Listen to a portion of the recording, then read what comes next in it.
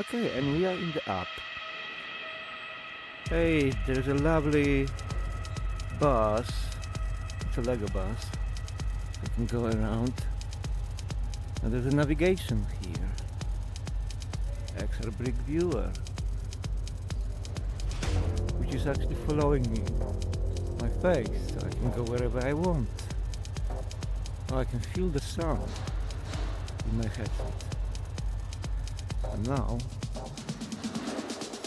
I've got a couple of controller possibilities. I can actually move it left and right, or I can move it up, or I can rotate it slowly, even scaling up. Let's make it gigantic to the sky. Woo!